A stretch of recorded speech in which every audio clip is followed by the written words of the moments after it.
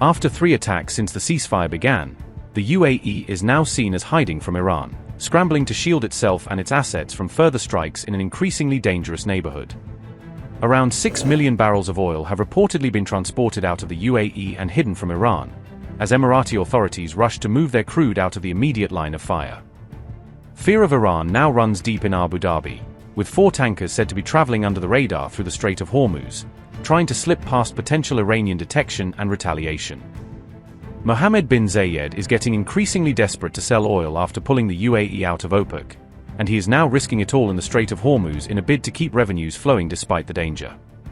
The Strait of Hormuz is effectively on fire as Iran and the United States trade shots for the first time since the April truce, shattering the fragile calm and raising the specter of a wider confrontation.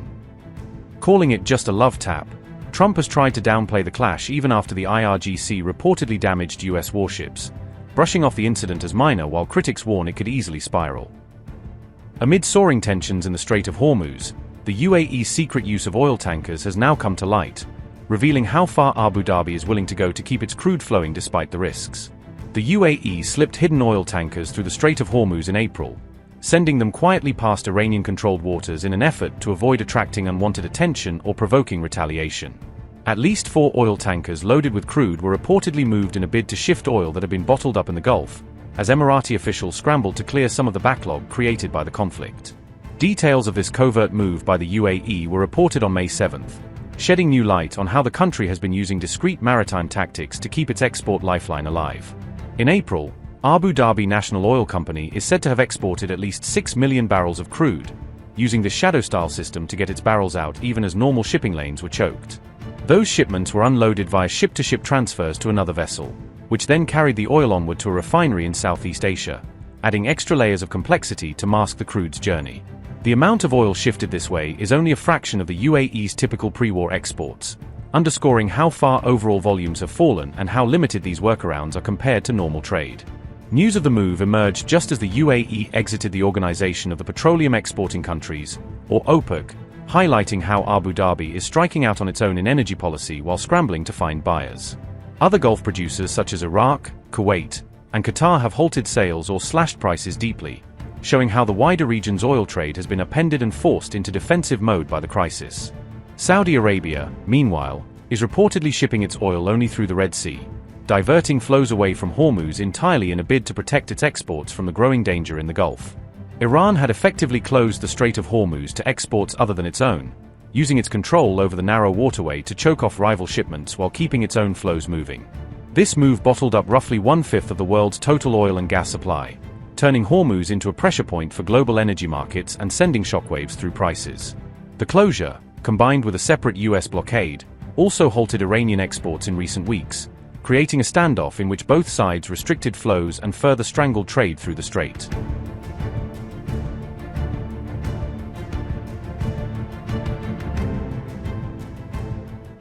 Amid a fresh spike in tensions, a hardline Iranian official revealed what he described as Iran's future strategy in the unfolding conflict.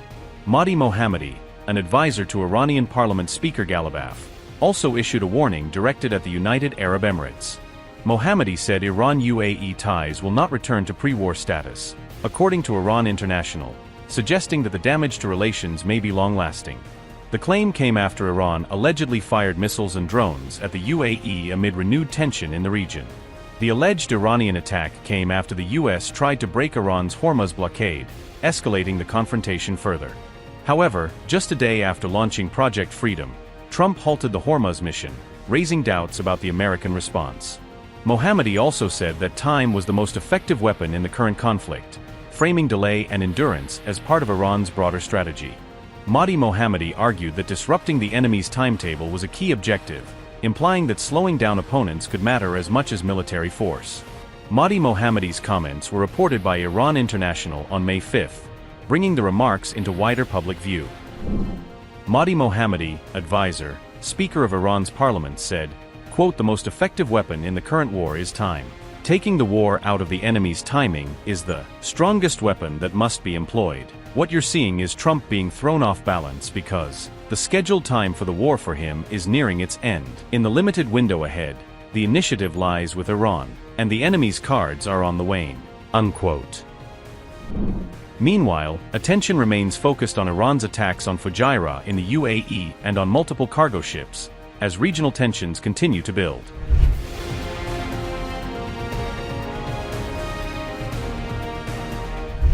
The UAE president said the Israeli prime minister was among the leaders who called him to condemn Iran's attacks, showing how widely the incident has reverberated diplomatically.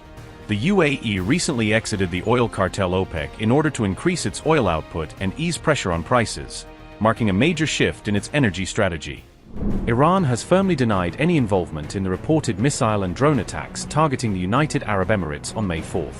An Iranian military official stated that Tehran did not strike the UAE or its oil tanker operating near the Fujairah port. Instead, the official alleged that the incident was part of a false flag operation carried out by US forces in the region. The attack reportedly caused a major fire at a UAE energy facility and left 3 Indian nationals injured. Iranian sources claimed that the United States was responsible for the incident, according to reports carried by IRIB. The official also asserted that there was no pre-planned Iranian operation targeting UAE oil infrastructure. Tehran further alleged that US actions and what it termed adventurism led to the large-scale blaze in the Fujairah oil zone. However, the UAE rejected these claims and directly accused Iran of conducting the aerial strikes. According to the UAE Ministry of Defense, multiple projectiles, including ballistic missiles, cruise missiles, and drones, were launched from Iranian territory. Subsequently, on May 6 and May 8, the UAE reported that its air defenses had been activated against incoming threats, as the country faced fresh missile and drone attacks linked to the wider confrontation. Meanwhile, an exchange of fire took place between Iran and the United States overnight on May 7 in and around the Strait of Hormuz, with each side accusing the other of violating the ceasefire and escalating the fragile situation.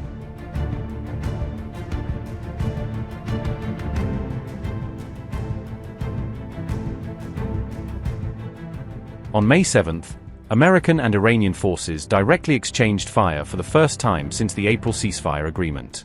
The United States launched what it called self-defense strikes on Iran as explosions rocked Qeshm Island, Sirik, and Bandar Abbas. Reports claim American forces also targeted an Iranian oil tanker and another Iranian vessel near the strategic Gulf waters. In retaliation, Iran launched attacks targeting American destroyers stationed inside the highly sensitive Strait of Hormuz region. Donald Trump accused Iran of behaving irrationally after military tensions and attacks intensified sharply overnight across the Gulf. President Trump claimed 3 American destroyers safely crossed Hormuz despite reportedly facing Iranian missiles, drones, and hostile threats. Trump warned Washington would respond far more aggressively unless Tehran quickly agreed to a deal with the United States. Despite the clashes, Trump insisted the ceasefire remained active and dismissed the strikes as merely a love tap. Meanwhile, Iran claimed its military inflicted damage on American naval assets and forced US warships to retreat from Hormuz. After these strikes, is the ceasefire with Iran still on? Yeah, it is.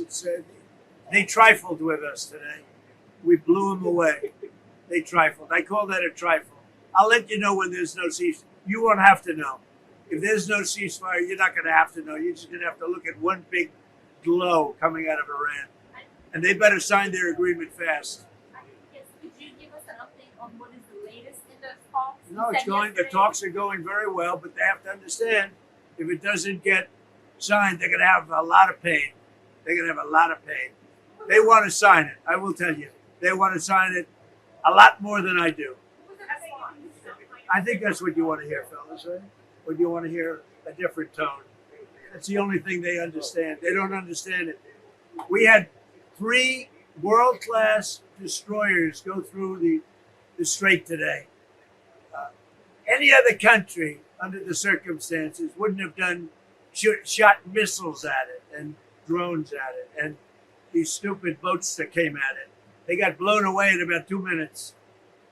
Their tanker got blown. You know what we did with the tanker? We didn't want to create it in run, so we shot out the rudder, and the tanker's going around, spinning around in circles. They should not have done that today.